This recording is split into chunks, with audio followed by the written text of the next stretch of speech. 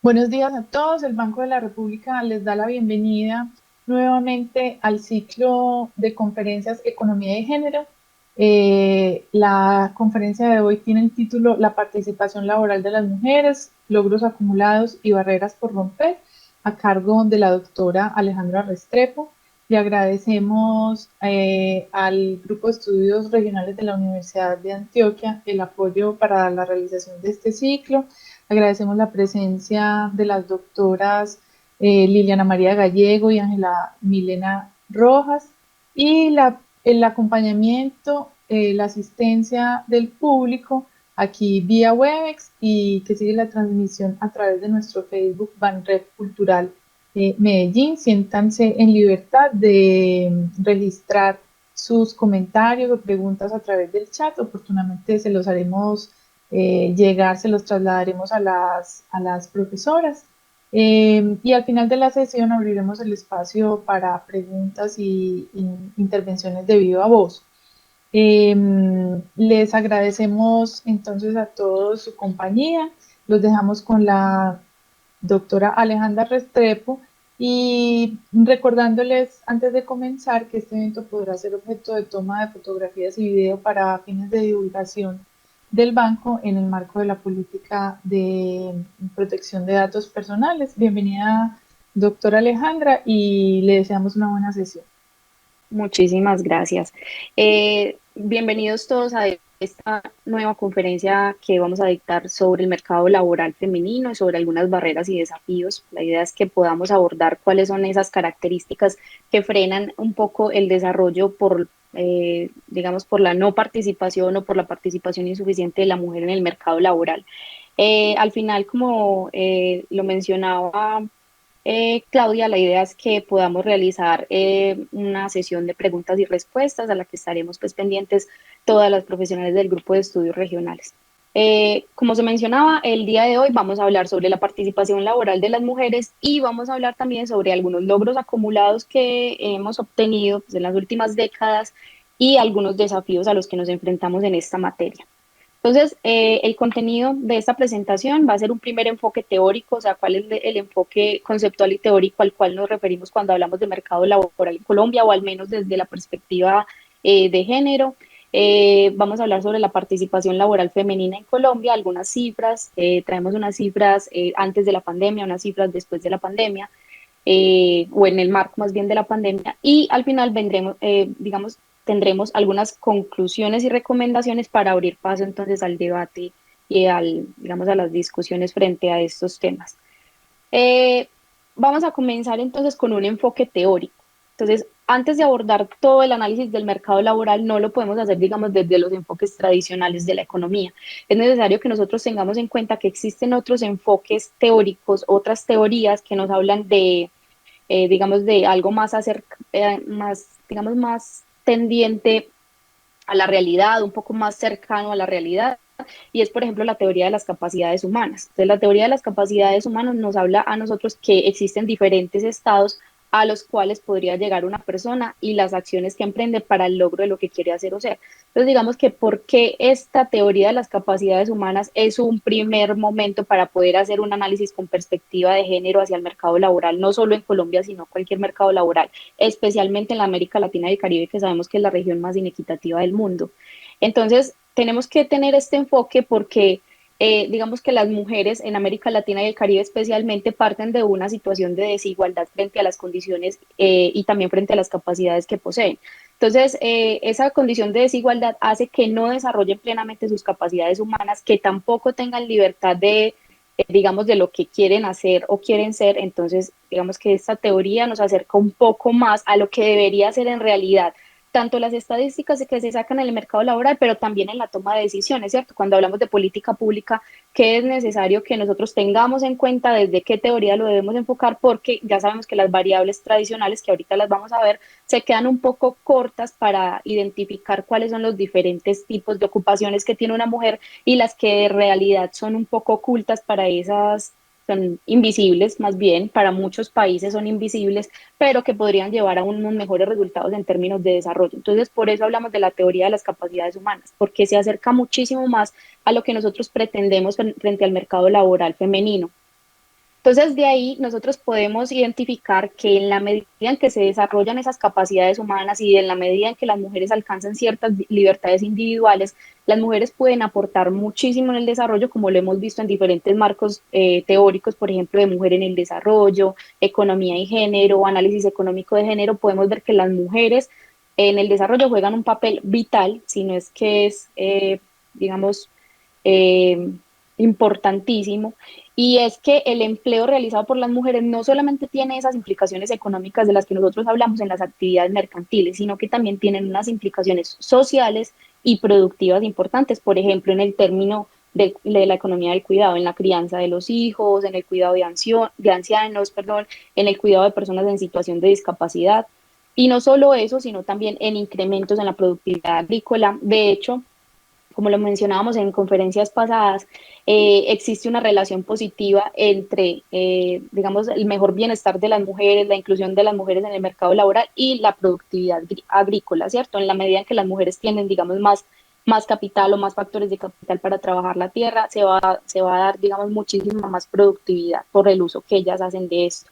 En general, tiene también efectos sobre el bienestar familiar, incluso se ha documentado desde la ONU que tiene un beneficio específico sobre el cuidado del medio ambiente, sobre la mitigación del cambio climático y sobre conservación de rasgos culturales, que es absolutamente importante. Entonces, si nosotros analizamos las estadísticas del mercado laboral, no solo en Colombia, sino como les mencionaba, en otros países, especialmente de la región, vamos a ver que no se tienen tanto en cuenta este tipo de variables a la hora de identificar quién está ocupado o quién no, ¿cierto? Por eso digamos que nos convoca esto para que podamos identificar que no solamente es la interrelación con el tipo de salario, el tipo de trabajo, ni con el nivel de salario, sino que también tiene una interrelación con otras variables como el nivel de vida, como, digamos, los aspectos culturales, los aspectos étnicos, etcétera. Entonces, como les venía mencionando, existe un cambio de paradigma eh, pasando desde un enfoque de crecimiento económico que sabíamos, si bien desde los 60 se viene hablando de este enfoque de crecimiento económico, donde las actividades económicas mercantiles casi siempre, no voy a generalizar, pero casi siempre son llevadas a cabo predominantemente por hombres, y las mujeres, digamos que desde hace muchas décadas su posición era otra en el mercado laboral. Ahora se habla desde un enfoque que, como lo mencionábamos anteriormente, desde un enfoque de desarrollo sostenible, un enfoque en el que no podemos desconocer que no solo juega un papel importante el crecimiento económico, sino también el social y el ambiental. Y en este punto es necesaria la igualdad de género. De hecho, como mencionábamos también, algo importante y que transversaliza toda la Agenda 2030 de los Objetivos de Desarrollo Sostenible, precisamente es la transversalización de género y esto del enfoque de género frente a las diferentes políticas que se hagan, incluyendo las del mercado laboral, que aún digamos que incluso son mucho más importantes que otro tipo de análisis, porque ahí nos están mostrando las inflexibilidades del mercado a la hora de integrar ese enfoque de género a las políticas públicas y que es absolutamente necesario, porque sabemos que el mercado laboral no transa mercancías, el mercado laboral transa con las capacidades humanas. Es por ello que nosotros tomamos como punto de referencia la teoría de las capacidades humanas y la teoría de las libertades que propone Amartya Sen.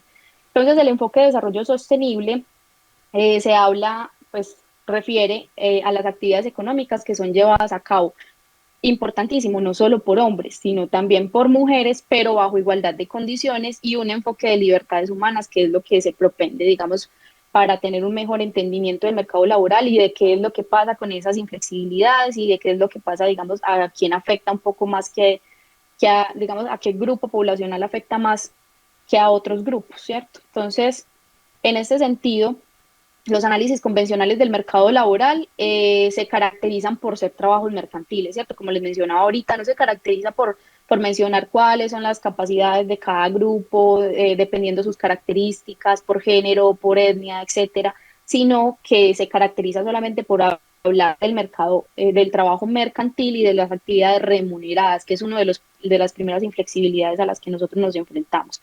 Entonces, por lo tanto, aunque las mujeres trabajan, las estadísticas lo subvaloran. En su mayoría no tienen en cuenta trabajo forzado, por ejemplo, que existe en Latinoamérica, existen cifras altas de trabajo forzado, el comunitario o el reproductivo doméstico, que es absolutamente importante, ahorita lo vamos a ver, juega un papel importantísimo en la economía, aún así apenas hemos venido hace unos años dando unos pasos grandes, al menos con la cuenta satélite de economía del cuidado, que más adelante les voy a hablar un poco de ella, pero que todavía hace falta recorrer muchísimo camino para poder tener en cuenta todas estas disparidades y, como les mencionaba, todas estas inflexibilidades. Entonces, esto es importante porque entonces no se tienen en cuenta esas implicaciones sobre las políticas públicas y el desarrollo. Cuando nosotros desconocemos que existe otro tipo de trabajo, que no solamente son actividades remuneradas o que son actividades derivadas de actividades mercantiles, entonces estamos desconociendo que existe otra realidad y por eso también estamos creando esas ineficiencias en el sistema y algo más grave, que es más grave y que sabemos que en la economía, digamos, la economía históricamente ha estado enfocada hacia solucionar los problemas de eficiencia, pero poco a los problemas de equidad. Entonces ahí nos enfrentamos a que el gran problema de estas inflexibilidades en el mercado laboral se van a traducir completamente en mayor brecha y inequidad, no solo entre hombres y mujeres, sino también entre países, sino también entre niveles de ingreso y urbano rural, etcétera. Eso tiene pues muchísimos matices. Entonces, como les mencionaba, los indicadores que se utilizan tradicionalmente para medir la inserción laboral de la población siguen siendo los mismos. O sea, desde hace décadas, desde hace 4 décadas, estos indicadores se miden igual y es necesario que transitemos, no estamos diciendo que estén mal, solamente que es necesario que se ajusten un poco para visibilizar esos indicadores ocultos o esas cifras ocultas que la estadística muchas veces no toma en cuenta y vuelvo y repito, no solo en Colombia.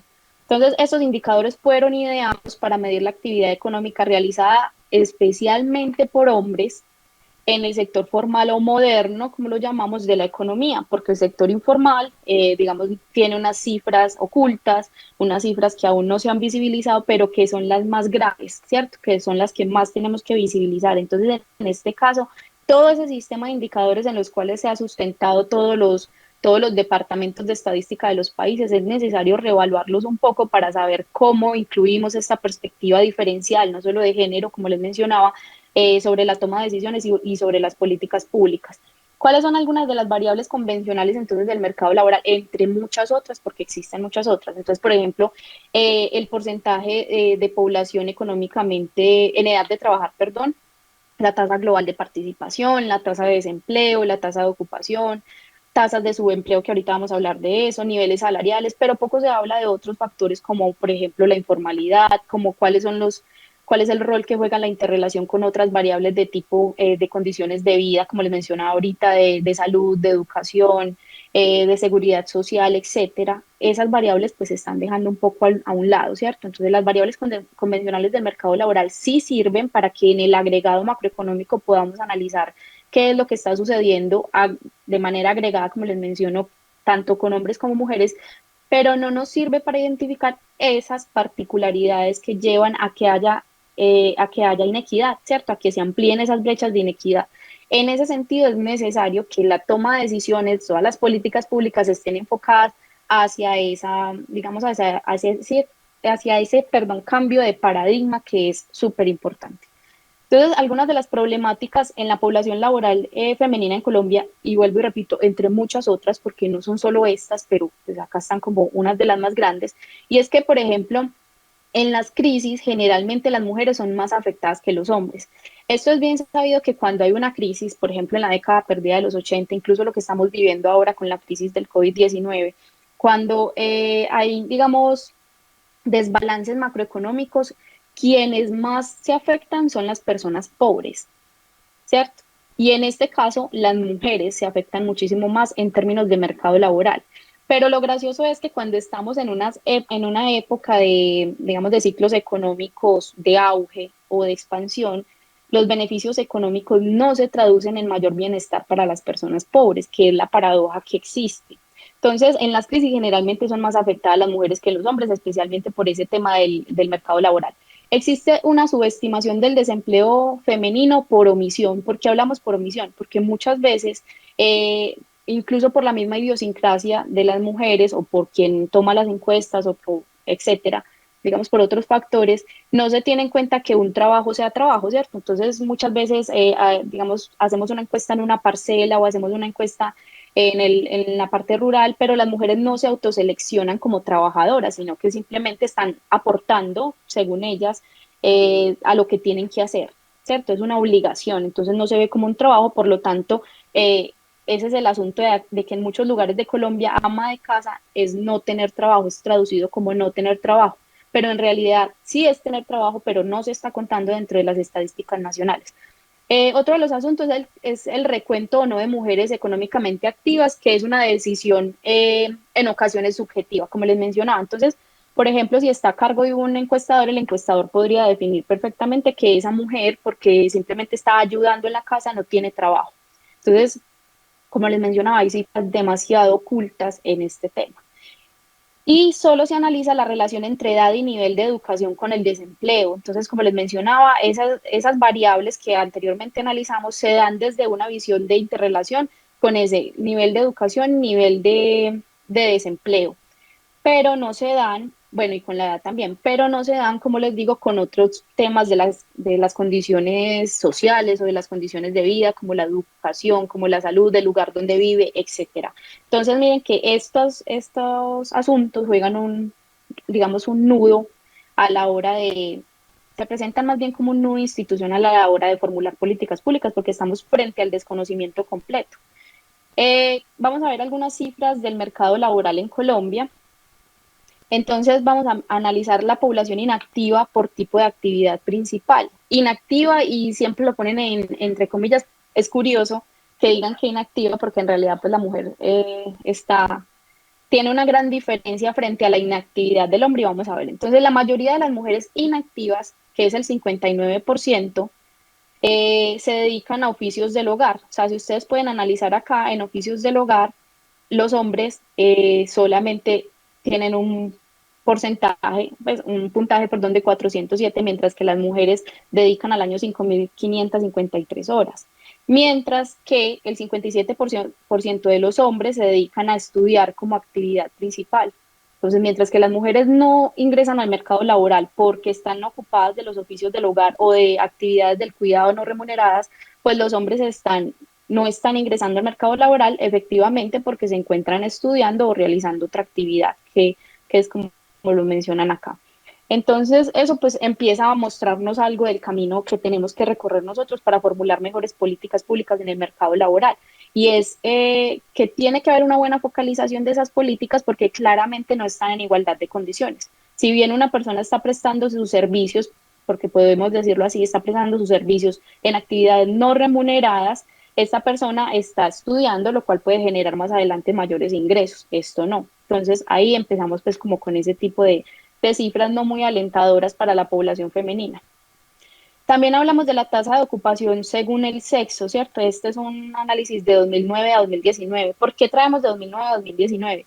Porque es necesario también analizar cómo fue antes de la pandemia y cuáles tendencias se venían dando. Obviamente la pandemia fue completamente disruptiva, la pandemia marcó pues eh, digamos, otras actividades dentro del mercado laboral y otras dinámicas, pero vamos a analizar cuál fue pues como esa tendencia de cambio. Entonces la brecha de la tasa de ocupación ha sido en promedio de 22.6 puntos porcentuales durante la última década. ¿Qué quiere decir de eso? Que esa dinámica no ha cambiado, o sea, desde una década entera no ha cambiado esa brecha de ocupación entre hombres y mujeres. Los hombres se siguen ocupando más, que está aquí con 67.9 para 2019, y las mujeres claramente se siguen ocupando en un 45.9% con esa brecha del 22.6, lo que quiere decir que todavía tenemos mucho camino que recorrer. Muchas personas dirán como, ah, no, pero es que las mujeres no han ingresado porque no quieren.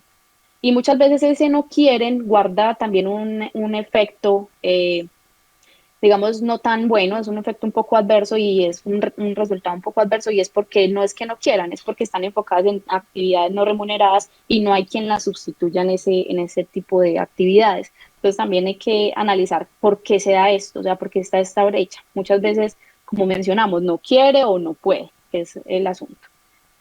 Eh, Aquí vemos la tasa de ocupación para 23 ciudades y áreas metropolitanas. Esto también fue para 2019 Entonces, en las 23 ciudades y áreas metropolitanas, la tasa de ocupación de las mujeres es significativamente menor que los hombres. Así, si llevamos ese resultado nacional a las regiones, vemos que hay regiones sumamente inequitativas en la tasa de ocupación femenina. Por ejemplo, Quibdó, vemos que la tasa de ocupación de hombres es muy grande, rondando más o menos el 52%, mientras que la de las mujeres no alcanza ni el 40%. Entonces, eso también nos está hablando mucho de que a nivel regional también existen ciertas disparidades y que por eso también podemos hablar de que esas disparidades lleven a inequidades regionales y a diferencias entre, digamos, entre brechas urbanos-rurales y otro tipo de inequidades que no solamente corresponden al género, pero eso nos podría decir mucho también, pues, como... Aquí podemos ver la población ocupada por rama de actividad y es importante una cifra y es que en el 2019 solamente dos ramas de la actividad en la economía de Colombia emplearon al 65% de las mujeres. Y esas dos ramas pertenecen a comercio y a servicios. Y ya vamos a ver por qué es tan importante estas dos ramas. Porque estas dos ramas también muestran que allí es donde se da mayores niveles de informalidad y de subempleo, no es tan bueno, ¿cierto? Sabemos que para una economía de un país no es tan bueno. Entonces analizamos, por ejemplo, que la participación de los hombres en el comercio es del 22%, mientras que de las mujeres es del 33%. Y servicios comunales, sociales y personales, dentro de los cuales se encuentran servicios domésticos, por ejemplo, se encuentra que los hombres participan en un 11.7%, mientras que las mujeres participan en un 31.7%. Nos dice mucho, bastante. Y también nos dice lo que les mencionaba, de que en esos sectores es donde más se dan todos los temas de informalidad. Cuando nosotros analizamos otros sectores que son mucho más intensivos en trabajo de los hombres, también podemos ver que ahí también pueden haber inequidades porque se considera que las mujeres no tienen la capacidad para ingresar a ese tipo de sectores porque han sido tradicionalmente ocupados por hombres. Ejemplo, el tema de la construcción, ¿cierto? Entonces, si analizamos cuántos hombres participan en el sector construcción, es el 11%, mientras que las mujeres solo un 1%. ¿Por qué? Porque tradicionalmente se ha considerado que las mujeres no tienen las habilidades para ingresar a ese tipo de sectores. Si vemos, por ejemplo, explotación de minas y canteras, los hombres lo hacen en un 1.3%, mientras que las mujeres solo en un 0.3%, que es algo también que nos muestra esa gran brecha que existe entre sectores. Entonces, no solamente hablar de la economía colombiana y del desempleo o la ocupación en la economía colombiana, sino también por sectores, porque eso nos está hablando en qué se están ocupando las mujeres, en qué se están ocupando los hombres y por qué es importante analizar sectorialmente cuáles son esas características y particularidades de la población femenina y masculina. Aquí está la ocupación según el nivel educativo. Entonces, la tasa de ocupación de las mujeres aumenta a medida que alcanzan niveles educativos más altos. Eso es muy importante. Sin embargo, hay que aclarar algo, que a pesar de que alcanzan más ocupación mientras más estudian, lo hacen en una tasa de crecimiento muchísimo más lenta que los hombres. Y también es necesario aclarar que la mayor brecha de género en ocupación se encuentra para los ocupados con ningún nivel educativo. Entonces, si ustedes analizan esta brecha que existe, miren que es la rosada, si ven aquí en ningún tipo de educación, la brecha es del 33.7%. ¿Qué quiere decir eso? Que las mujeres que menos tienen educación, menos pueden estar ocupadas, lo que hace que también haya más, digamos, más presión hacia la informalidad y hacia el subempleo o hacia empleos no bien remunerados y que eso perpetúa, digamos, todo ese círculo vicioso de la pobreza, que más adelante vamos a hablar de eso. Entonces nos dice demasiado. Que a medida que la mujer se forme más, pues va a ocupar más puestos laborales en el país, pero en la medida en que no se forme, tiene más discriminación en ingresar a esas actividades, porque generalmente, como les mencionaba, esas actividades que no son tan cualificadas son generalmente ocupadas por hombres al considerar que las mujeres tradicionalmente no deberían estar ahí. El aporte del trabajo no remunerado a la economía, y esto es absolutamente importante. O sea, si nosotros no reconocemos cuál es la importancia del trabajo no remunerado dentro de la economía, no va a haber necesidad de que nosotros incluyamos todas estas visiones diferenciales dentro de las políticas públicas. Por eso es que tenemos que identificar y evidenciar que existe una necesidad y que también hay una importancia. O sea, no es solamente metámosla por meterlo, ¿cierto? No metamos ese análisis por meterlo y ya, porque sí, porque se trata de mujeres. No, metámoslos porque es absolutamente importante importante tener esa visión dentro de la economía y tener ese aporte que no se está visibilizando. Entonces, el valor del trabajo doméstico, del cuidado no remunerado en Colombia corresponde más o menos al 20% del Producto Interno Bruto. Es decir, en estos momentos, el sector comercio, al por mayor y al por menor, es uno de los que más genera Producto Interno Bruto en Colombia.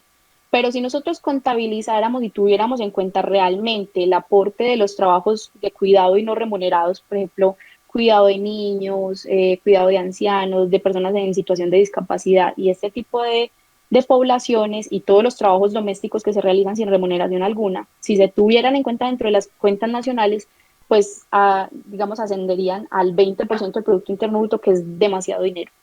Pues si este trabajo tuviera remuneración monetaria, sería el sector más importante de la economía por encima del sector comercio, el sector de administración pública e incluso el sector de la manufactura.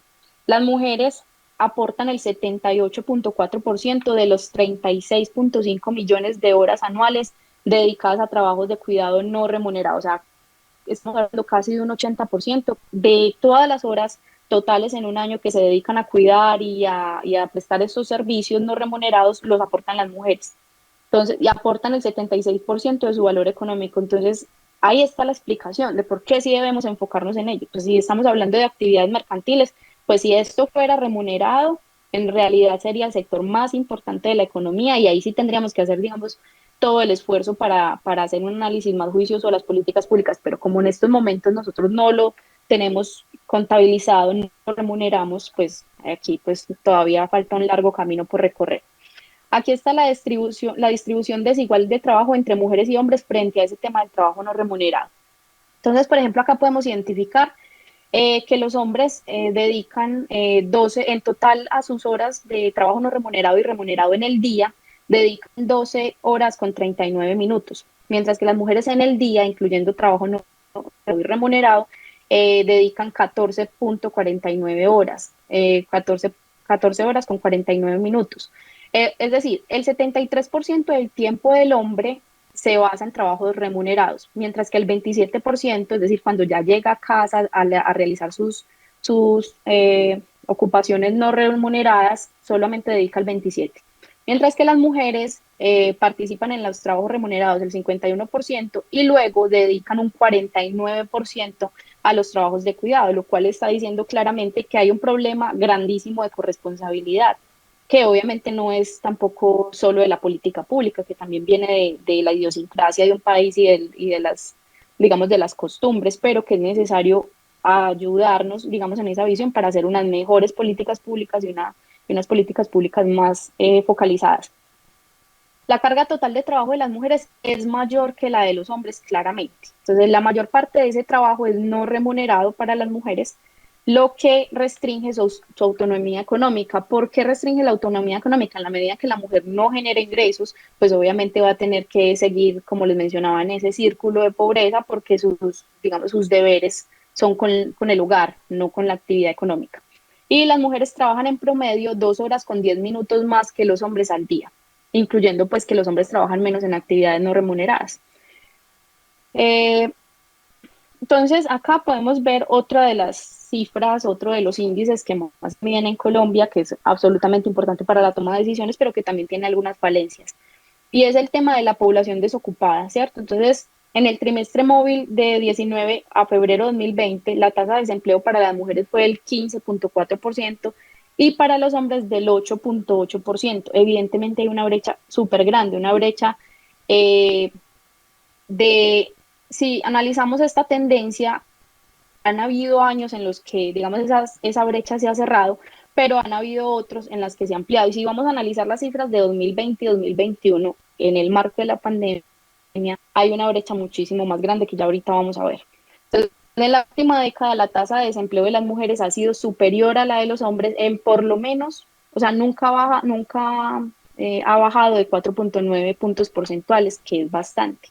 Entonces, ¿cuánto se ocupan los hombres frente a las mujeres? Y aquí vemos cuál ha sido el comportamiento de esa brecha. Para 2019 la brecha fue de 5.5. Entonces, pasar del 13.6 al 8.2, pues digamos, entre mujeres y hombres, esa diferencia entre mujeres y hombres.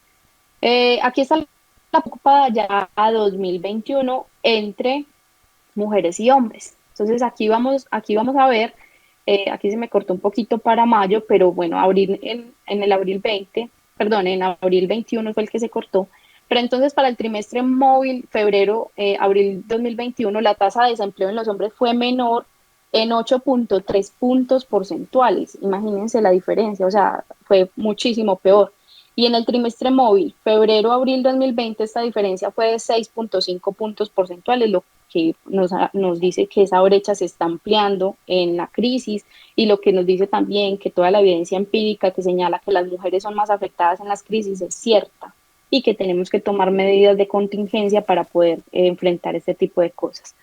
También vemos cuál es el desempleo según el nivel educativo y aquí hay algo súper importante y que es de lo que mencionábamos ahorita también frente a la tasa de ocupación. Entonces, la tasa de desempleo más alta para las mujeres se ubica en la población cuyo máximo nivel educativo alcanzado es la educación secundaria, donde a su vez se encuentra la mayor brecha entre hombres y mujeres. Es decir, las mujeres en secundaria tienen, digamos, una mayor propensión o son más proclives a tener desempleo que los hombres, mientras que en niveles más altos como posgrado o profesional, pues la brecha se cierra un poquito por lo que habíamos hablado. En la medida en que la mujer se forma, tiene un poquito más probabilidades de no sufrir desempleo, mientras que en los niveles más bajos de educación hay más probabilidad de estar desempleado, por lo tanto acudir a otros sectores como el informal, que tiene, vuelvo y repito, digamos que con esa, ese círculo de pobreza, ¿cierto? Con que perpetuemos ese círculo de pobreza. Entonces, acá está la tasa de empleo según sexo y grupo de edad, que también nos va a hablar algo muy importante, y es que las mujeres jóvenes son más afectadas por el desempleo en comparación con los hombres. ¿Por qué? Porque si nosotros analizamos, las mayores tasas de desempleo se encuentran entre menores de 18 años, que es la población económicamente activa desde los 12, y 18 a 24. Si analizamos esos dos segmentos de esos grupos etarios, nos vamos a dar cuenta que probablemente son mujeres que están en edad de estudiar, pero que no están haciéndolo precisamente porque tienen mayor necesidad frente a sus ingresos. Entonces están desescolarizadas y encima están desempleadas. Entonces eso es muy importante tenerlo en cuenta para la política pública. Las más altas se encuentran para los grupos de edad entre los 18 a 24 años y menores de 18 años respectivamente. Entonces, hay más probabilidad de que si los grupos etarios son más jóvenes, pues haya mayor desempleo en mujeres.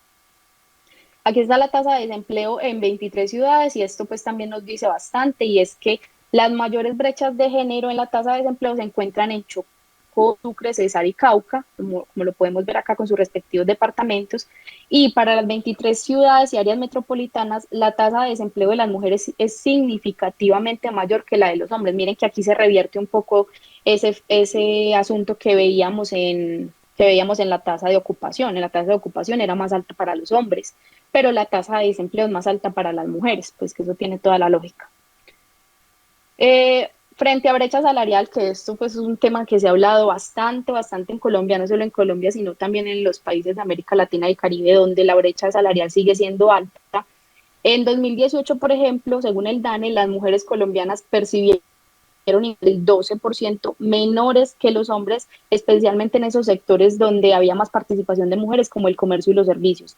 Es decir, que por cada 100 pesos que se gane un hombre, una mujer gana 87,9 pesos, especialmente en los sectores donde hay menos educación, donde hay menos formación, perdón. Entonces, las mujeres que tienen menos formación están más proclives a ganar mucho menos en promedio un 12% que los hombres.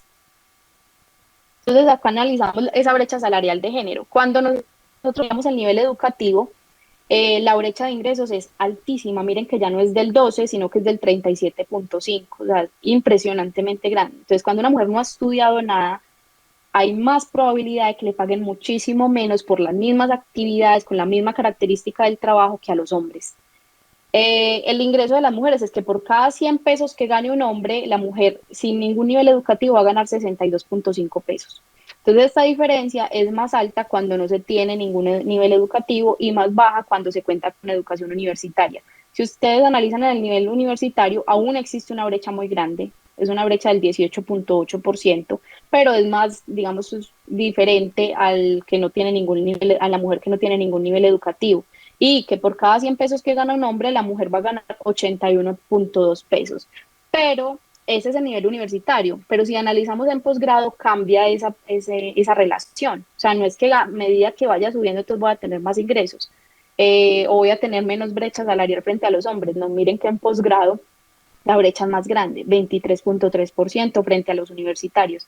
Quiere decir que de cada 100 pesos que gana un hombre, una mujer con posgrado en el mismo trabajo, con las mismas características del trabajo, está ganando en promedio 76.7 pesos, que también nos está hablando que claramente existe dentro de los sectores un sesgo que tenemos que solucionar, no solamente por cuestiones de equidad, claro, por cuestiones de equidad necesario, porque es una deuda que tenemos con las mujeres, pero también desde la eficiencia económica esto no tiene sentido, que si yo estoy, digamos, desarrollando el mismo trabajo que un hombre, esté ganando incluso el 37% menos. Pues eso es digamos, todavía un aspecto que tiene que abordar la política pública que no ha sido completamente abordado y que sigue presentándose esto. Vamos a ver algunos otros elementos del mercado laboral en Colombia desde una perspectiva de género. Por ejemplo, el tema de la informalidad, que era lo que él mencionaba y que he venido redundando sobre esto, y es el círculo vicioso de la pobreza. Entonces se dice que la informalidad juega un papel importantísimo en que se perpetúe, digamos, ese círculo vicioso de la pobreza. Entonces, en el sector informal se ubica una gran parte de la población pobre. O sea, no es que en el sector informal se vayan digamos, los grupos de ingresos más altos, no, sino que los grupos de ingresos más bajos precisamente se van para la parte informal por no tener, digamos, las cualificaciones necesarias para ingresar a un empleo formal. Entonces, esa gran parte de la población pobre no puede acceder a los sectores formales reproduciendo el círculo de la pobreza. Entonces, comienzan con una situación inicial de pobreza, ¿cierto? Luego se dan cuenta, las personas quieren ingresar al mercado formal, pero esas personas no tienen disposiciones contractuales para acceder a un trabajo digno, es decir, no tienen las cualificaciones o no tienen, según las empresas o pues los que empleen, no tienen quizás las capacidades, etcétera, lo que hace que haya una precarización laboral, o sea, si los emplean con una precarización laboral y si no los emplean, se van al mercado informal, perpetuando así otra vez ese círculo de pobreza, es decir, reafirmando esa pobreza inicial, incluso pues volviéndola más amplia. Entonces la informalidad juega un papel súper importante. En el tema de las mujeres juega un papel aún más acuciante y es porque los sectores con más riesgos de precarización laboral, precisamente como les mencionaba ahorita, son en el que las mujeres participan más. Acuérdense que la ocupación de las mujeres está básicamente en un 65% en dos sectores, en comercio y servicios y casualmente son los sectores con más riesgos de vulnerabilidad y de precarización laboral e informalidad.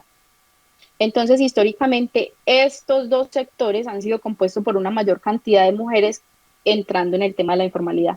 ¿Cuáles son las características de ese mercado informal para las mujeres? También obviamente para los hombres, pero las mujeres, digamos, tienen algunas características específicas dentro del tema de la informalidad. Y es, por ejemplo, que las mujeres tienen jornadas entre 12 y 14 horas. Estas actividades generalmente son llevadas a cabo en la calle, sin contar lo que les puede pasar en la calle, que eso se ha documentado mucho en ciudades como acá en Medellín, ciudades como en Bogotá, cuáles son digamos, esas vulneraciones de los derechos humanos que sufren las mujeres en la calle, no solamente ejerciendo, digamos, trabajos de prostitución, no, sino también ejerciendo trabajos bajo la informalidad de ventas o de servicios, etcétera, donde, digamos, tienen esos abusos, incluso sexuales. Digamos, otra de las características es la mercancía de bajo valor. Entonces no venden generalmente mercancías, digamos, de alto valor agregado, lo que no permite que hayan ganancias extraordinarias, sino que sean como del día a día. Generalmente la informalidad es una de las características según la OIT, es que no tienen seguridad social y que son sectores que tienen muy baja remuneración. Adicional, miren que esto lo puede tener un hombre, ¿cierto? Estas características, obviamente, si un hombre trabaja en el sector informal, también está expuesto un poco más a estas características.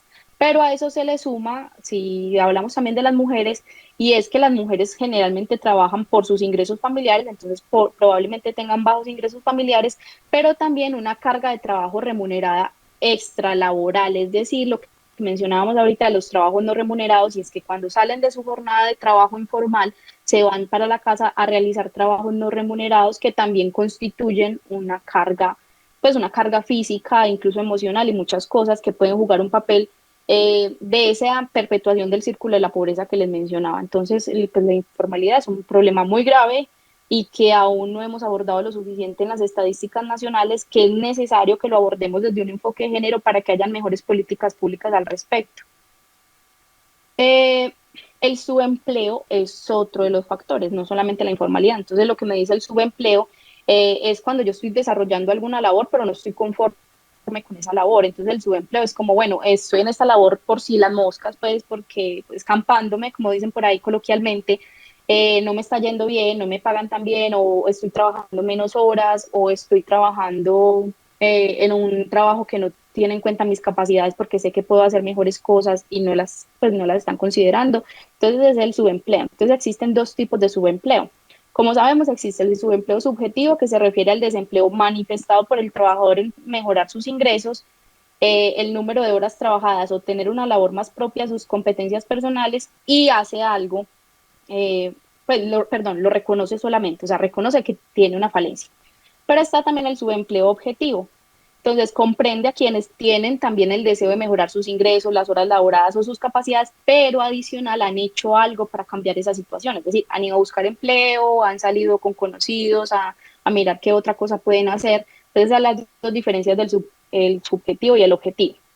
Entonces, en Colombia el subempleo es una tasa muy alta, o sea, de Latinoamérica es una de las tasas más altas. El subempleo subjetivo ascendió a 2021 a 25,6, es decir, personas que están inconformes con su trabajo pero no buscan empleo, mientras que el subempleo objetivo, es decir, las que sí buscan, se estableció en 10,9. Siempre sigue siendo más bajito la tasa del subempleo objetivo. Entonces, las personas que se conforman con lo que tienen porque les da, digamos, susto también de perder sus ingresos con lo que tienen, pues se quedan ahí y no buscan más trabajo. Y el subempleo desde una perspectiva de género es muy, muy importante porque existe una brecha entre el enfoque de las políticas públicas y la realidad laboral femenina que pueden ampliar ese tema del subempleo. Muchas mujeres se sienten inconformes, digamos, por las capacidades que tienen, pero por el puesto que desempeñan o por las horas en las que las contratan, etcétera. Entonces, existe una desconexión entre mayores oportunidades laborales y los niveles de educación y habilidades. Eso está documentado también en diferentes estudios donde muestran que una mejor participación, una mejor formación académica no va a llevar a una mejor participación laboral ni a un mejor empleo. Al menos en Colombia, esas son, digamos, como las tendencias que se están demostrando. Existen múltiples falencias en el diagnóstico, ya hemos venido hablando de todas estas problemáticas, que hay un subregistro, que existen muchos problemas de sesgos y de inflexibilidades que permiten también que los diagnósticos no sean tan exactos. Y existen tendencias a ampliar las tasas de subempleo, por ejemplo, políticas comerciales como el Tratado de Libre Comercio. Entonces, simplemente contrata a unas mujeres por horas, las mujeres están más proclives a que sean contratadas por hora y sin seguridad social, más que los hombres. Entonces, contrato mujeres por horas, llevando a que haya más precarización laboral y a que haya más feminización de la pobreza, que es otro término que más adelante vamos a tocar. Entonces, desde el porcentaje del índice, ese gran porcentaje de la tasa de subempleo en Colombia se deriva de que, primero, de que hay ausencia de seguros de desempleo. Si yo tuviera un seguro de desempleo, probablemente no me regalo, por decirlo así, a otra empresa que me va a explotar. Si yo tuviera un seguro de desempleo, pues espero hasta que encuentre un trabajo mejor. Y también otro tema es que ese índice se debe a que hay una importancia muy grande al trabajo de cuenta propia. ¿Por qué? Porque se ve como una forma de subsistencia hasta encontrar otro trabajo. Entonces, esos dos factores hacen que ese índice de subempleo en el país sea muy alto y que afecte en gran medida a las mujeres que muchas veces están subcontratadas por unas cuantas horas o están en puestos o con ingresos que en realidad no corresponden a su formación profesional. Han habido desde los años 80 algunas tendencias en los cambios de la oferta laboral en Colombia y que se vienen marcando mucho más ahora con el tema del COVID-19. ¿Y a qué se ha dado? Digamos que se ha dado por tres factores específicos. Entonces, por ejemplo, que ha habido un incremento de la participación femenina asociado a cambios estructurales en la sociedad. Es decir, hemos cambiado un poco de mentalidad. Hay algunos patrones culturales que en las ciudades han ido quebrantándose un poco, entonces han permitido más flexibilidad para que la mujer ingrese al mercado laboral, etcétera, y la creación pues de nuevos puestos de trabajo que son diferentes, digamos, con otras características que antes, hace décadas, no existían. Incrementación de la participación femenina asociada a recesiones. Esto es muy claro en las recesiones o en las crisis como las que estamos viviendo, la crisis en el país después del 99, en la década perdida en los 80. Ha habido una participación mayor de las mujeres ingresando más al mercado laboral por el tema de colaborar, por decirlo así, o de aportar más ingresos al hogar cuando el hombre, por ejemplo, se queda desempleado. Entonces ha sido, digamos, una de las tendencias. Y otro es el aumento de la participación en grupos más jóvenes. Antes los grupos más jóvenes no ingresaban tanto al mercado laboral, pero ahora, digamos, con los periodos de crisis, los jóvenes también se ven abocados a veces a dejar los estudios o a decidir no estudiar por ingresar al mercado laboral y generar esos ingresos por el tema de la crisis, ¿cierto? Entonces, que esto lo podemos ver claramente en esta crisis del COVID-19. Este es un gráfico que nos trae CEPAL. Entonces, la CEPAL menciona que va a haber una profundización de las brechas de género dado la crisis del COVID-19 y que específicamente va a haber, digamos, un retroceso frente a la autonomía económica de las mujeres. Entonces, sabemos que la autonomía económica es esa capacidad de las mujeres para generar sus propios ingresos y para tener su propio capital. Entonces, lo que ellos mencionan es que también existe un círculo de, digamos, de perpetuación de esas inequidades de género y es, por ejemplo, en el tema de la división sexual del trabajo. Entonces, por ejemplo, en la división sexual del trabajo, las mujeres van a estar concentradas en sectores con más riesgo de contracción, como hablábamos. Servicios, si ustedes ven los sectores más afectados por la pandemia, en realidad fueron comercio y servicios, ¿cierto? Y son en los que más mujeres hay, por lo tanto están más proclives a ser, digamos, despedidas o están en riesgo de contracción en esos sectores. Muchas mujeres sobre representadas en la primera línea de respuesta a la pandemia, aumento de la demanda de cuidados en los hogares, obviamente cuando hay, digamos, una crisis como la que estamos viviendo, en el que pues todo el mundo, digamos, tuvo que ingresar otra vez a sus hogares, trabajar desde sus hogares, las mujeres han manifestado tener, digamos, un mayor agotamiento y tener más horas de labores no remuneradas y que sus jornadas diarias sean mucho más amplias. Eso va en contravía de la autonomía económica. Mujeres ocupadas en sectores de baja calificación, mayor probabilidad de pérdida de empleo por automatización. Aquí hablando pues del tema de la revolución, de la cuarta revolución industrial, donde se plantean que van a haber otro tipo de empleos, donde probablemente se pueda sustituir la mano de obra femenina. Patrones culturales patriarcales, eso lo sabemos, en toda América Latina todavía siguen muy marcados estos patrones. Una mayor exposición de las mujeres a la convivencia con agresores o potenciales agresores, hablando pues del tema de patrones patriarcales. Concentración del poder, menor participación de las mujeres en los procesos de toma de decisiones sobre las respuestas a la pandemia. Claramente, los hacedores de políticas públicas todavía no tienen ese enfoque de género frente a lo que va a ser la mitigación post pandemia. Y obviamente, muy importante también es la desigualdad socioeconómica y la pobreza que trae esto, llevando pues a ese círculo vicioso. Entonces, aumento de la pobreza y sobre representación de las mujeres en los hogares pobres. O sea, ya sabemos que en Colombia hubo un incremento de varios puntos porcentuales en la pobreza y pobreza extrema. O sea, ya hay miles más de hogares pobres extremos que antes. Brecha de acceso a servicios financieros, menor capacidad de hacer frente a la crisis. Obviamente una mujer pues, o a un hombre es más difícil que tenga esos procesos de bancarización en una crisis porque pues tiene menos probabilidades de tener ingresos sólidos o constantes. El porcentaje de mujeres desempleadas aumenta y supera el de los hombres, ingresando más, digamos, a ese sector informal. Mujeres concentradas en el trabajo informal y en pequeñas empresas, brecha digital de género, que es una barrera para la digitalización. Sabemos que en Colombia y en América Latina y el Caribe es muy difícil todavía el tema de la digitalización para las mujeres, que es pues, una brecha que se tiene que subsanar, y acceso limitado a servicios básicos. Entonces, esto puede hacer que esa crisis del COVID profundice las desigualdades en América Latina, especialmente en términos de género. Entonces vamos a ver algunas conclusiones y recomendaciones. Eh, y es que el cambio institucional es lo más importante. Yo he venido hablando mucho de políticas públicas, pero es porque en realidad creo que el cambio institucional es lo más eficiente en este caso y debe velar por la ampliación de las libertades de la mujer claramente para que realice el tipo de vida que quiere y que valora. Y esto es traducido al mercado laboral, al mercado laboral, indica que digamos que todas las instituciones deben propiciar 5 cosas importantes. Primero, un ambiente laboral equitativo.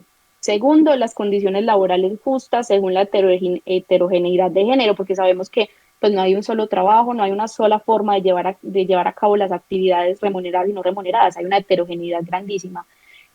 Esas políticas deben ser incluyentes claramente, deben ser dignas, ¿cierto? Y deben contar con reglas que fomenten los trabajos realizados por las mujeres y que también tienen valor intrínseco, ¿cierto? Como el cuidado en el hogar, el cuidado de ancianos, de personas en situación de discapacidad que tienen ese valor intrínseco de aportar bienestar a la sociedad. Cada uno de ellos, ¿qué significa? Entonces, por ejemplo, el tema de los ambientes laborales equitativos se da porque representan el logro de la equidad en la participación de cualquier actividad y cualquier campo. Entonces, en la medida en que podamos integrar a las mujeres a todos los procesos del desarrollo, pues vamos a tener más equidad. Condiciones laborales justas según la heterogeneidad. Esto es la necesidad de establecer reglas de bienestar social justas, como por ejemplo el pago de jubilación a mujeres que han realizado labores reproductivas o de trabajo forzoso, porque evidentemente toda su vida llevaron a cabo estas actividades sin ninguna remuneración. Entonces, un aspecto también de justicia. El tema de incluyentes, porque la participación, pues para que haya participación de la mujer en grupos de decisiones desde entes públicos o privados sociales como organizaciones sindicales, esto es participación política y participación ciudadana, que sean dignos para brindar oportunidades para que una situación de empleo informal, la mujer no vea afectada su dignidad por la precariedad del empleo que se ve forzada a realizar, que era lo que hablamos ahorita con el tema del subempleo y la informalidad. Si la mujer, digamos, tiene un colchón, por decirlo así, sea en ingresos, sea en tiempo, sea en lo que sea, va a tener, digamos, más margen de maniobra para no aceptar, digamos, trabajos que vayan en contra de, digamos, de su dignidad o que sean trabajos que las vulnerabilicen más, ¿cierto? Y con reglas que fomenten los trabajos realizados por las mujeres y que tienen valor intrínseco. Esto es que fomenten aquellas actividades que la mujer realiza en pro de la conservación del medio ambiente, de la cultura y pues, los servicios comunitarios. Generalmente eso no se tiene en cuenta dentro del mercado laboral. ¿Quién aportó qué sobre el cuidado del medio ambiente o sobre la conservación cultural o el patrimonio histórico, etcétera? Eso no se tiene en consideración. Entonces, la idea es que la misma institucionalidad genere todas estas condiciones para que podamos cerrar un poco más esa brecha de género en el ámbito laboral. El análisis del empleo de la mujer debe ser holístico, que era lo que hablamos ahorita. Entonces, debe preservar la interrelación no solo con variables tradicionales como las que vimos, sino también con condiciones de vida, como les mencionaba, empleos, el tema de salud, el tema de educación, de condiciones de vida, acceso a servicios básicos, de jubilación, etcétera. En el lugar donde se ofrece su mano de obra, determinar las características del empleo que desempeña, su nivel de participación laboral y condiciones laborales. Miren que esto ya es un análisis mucho más profundo de lo que venimos haciendo, porque nosotros tenemos cifras agregadas y ya. Pero cuando nosotros tenemos en consideración cada una de estas particularidades, al menos Colombia haciendo un esfuerzo en términos de analizar todos estos temas con la cuenta satélite de economía del cuidado, que es algo muy importante para Colombia, pues ahí estamos visibilizando un poco más, pero esto debe permear más las estructuras institucionales para que las políticas públicas sean mejor focalizadas. Otras conclusiones. Entonces, en el mercado laboral de Colombia se ha visto abocado a variaciones institucionales y de producción a raíz de cambios estructurales. ¿Por qué se refleja esto? Entonces, primero, amplios márgenes de diferencia presentados en tasas de desempleo y de ocupación, que eso ya lo vimos, ¿cierto? Existe una diferencia muy grande entre lo que se emplean las mujeres y lo que se desemplea. En la tasa global de participación femenina, que se incrementó en periodo de crisis para tratar de sostener ingresos familiares, que es lo que está sucediendo ahora. Las mujeres, a pesar de que tienen más trabajo también en su casa, han tenido que ingresar más al mercado laboral o al menos buscar más trabajo para poder solventar esos ingresos familiares. Los niveles de desempleo, que aún no siendo muy clara la diferencia entre género, es muy factible que puedan afectar más a las mujeres en la vía que ya les había mencionado. Altos niveles de desempleo informal, porque las mujeres en especial son las más vulnerables, dado sus bajos niveles educativos. Ya sabíamos que, digamos, las mujeres con menores niveles educativos y obviamente con menores ingresos son más proclives a la informalidad y a la vulnerabilidad. Y se ven obligadas a realizar empleos precarios y con bajo nivel salarial, que era lo que hablamos. Y quinto, por la inequidad en las relaciones salariales entre género, que afecta, perdón, el bienestar de todas las mujeres, independiente del nivel educativo y el oficio que realice. Entonces todavía existe una brecha salarial independiente del nivel, ya vimos que independiente del nivel educativo, todavía existen brechas salariales que tenemos que subsanar mediante mejores enfoques en la institucionalidad en las políticas públicas. Es factible que en las estadísticas se estén presentando sus registros, que era lo que mencionábamos ahora, y las formas de participación ocultas, pues solo se toma en consideración mujeres con trabajo remunerado. Pero ¿qué pasa entonces con las actividades no remuneradas? Entonces, de hecho, las mujeres que pertenecen a grupos muy vulnerables, grupos de ingresos muy bajos, como las madres cabeza de familia, las campesinas, mujeres pobres, participan en la economía con actividades reproductivas o productivas que deberían reconocerse económicamente, pero no se reconocen. Entonces, que es importante también focalizarlo. Y por último, los altos niveles educativos de salud, de nutrición y de participación social, política, económica que las mujeres logren alcanzar beneficiará no solamente su vida individual, que es una de las razones por las que nosotros, digamos, desde la academia también invitamos a que haya una mejor conciencia sobre las políticas públicas de la institucionalidad, es que no solamente para el bienestar individual de las mujeres, sino porque esto llevaría a efectos grandísimos en la economía, lo que vimos en el primer ciclo, o sea, cuál es el aporte real de la mujer y la inclusión laboral de la mujer en la economía, siendo este de forma cada vez más humano, incluyente, beneficioso para la sociedad por los efectos alternos de dichas condiciones y formas de vidas alcanzadas. Entonces, como les mencionaba, no solamente hagámoslo por el bienestar individual, sino que esa toma de decisiones y ese diseño de políticas debe darse desde un enfoque de que la mujer realmente aporta al desarrollo económico del país. Los dejo con esto que es frente a la pandemia del COVID-19, a pesar de que las cifras son muy recientes, todavía estamos en la pandemia, no estamos hablando de un marco post pandemia, entonces todavía las cifras, digamos, son se quedan muy cortas frente al efecto que esto va a tener sobre América Latina y el Caribe. Y es que la pandemia de enfermedad por coronavirus golpeó a América Latina y el Caribe en un contexto de bajo crecimiento económico y aumento de la pobreza y desigualdades, como lo veíamos. Muchos millones de hogares entraron de pobreza extrema, incluyendo pues todo el tema de género. Si lo analizamos por género, vamos a ver que las mujeres han sufrido un poco más en esta crisis. Se prevé que los efectos económicos y sociales de la pandemia repercutirán de forma significativa, como les mencionaba, en la autonomía de las mujeres, y es necesario hacer esfuerzos para evitar que las múltiples crisis que se han desencadenado en el plano económico-social, porque sabemos que no es una sola crisis, miren que tenemos pues diferentes crisis de orden social, de orden económico en el país, van a profundizar los nudos estructurales de desigualdad de género en América Latina y el Caribe en el corto, mediano y largo plazo, y es algo que tenemos que prever desde las políticas públicas en este mismo momento, porque si no, esas cifras que les mostré hasta 2019 van a ser muchísimo peores en estos plazos, en estos horizontes del tiempo. Muchísimas gracias a todos. Mientras tanto, yo le quería hacer una pregunta. Yo supondría que el ciclo laboral de las mujeres puede ser eventualmente más discontinuo que el de los hombres, en el sentido de que las mujeres pueden interrumpir, digamos, su proyecto laboral para dedicarse a labores de cuidado que pueden ser pues que pueden tomar periodos de varios años, en fin, esa reinserción, pues que a diferencia de los hombres que logran mantener, digamos, el hilo ininterrumpido muchas de las veces, ¿no es cierto? Porque las tareas de cuidado han sido tradicionalmente confiadas más a las mujeres que a los hombres. Esa recuperación del lugar en el mercado de trabajo después de esas ausencias es muy difícil, digamos, ese es un factor que es necesario considerar. Claro que sí. De hecho, esa es una de las ineficiencias a las que me refería ahora también y de las inflexibilidades que tiene el mercado laboral, y es porque no hay incentivos para las empresas. Muchas veces por eso se da también esa brecha entre salarios y esa brecha entre inclusión y tasa de participación, precisamente porque las empresas no tienen incentivos para contratar más mujeres que hombres. Muchas veces, pues en ese sentido en que las mujeres tienen más, digamos, una tasa más rápida, por decirlo así, de reemplazo que los hombres, porque la mujer, digamos, entra a maternidad, se tiene que ausentar un tiempo, etcétera, o por decisión lo hace por el tema de economía del cuidado, y no hay todavía instaurado en la sociedad esa corresponsabilidad de la que se debe hablar en las políticas públicas, pues ahí eso claramente es un freno para que las mujeres puedan seguir ingresando más al mercado laboral, porque claramente para las empresas no hay incentivos.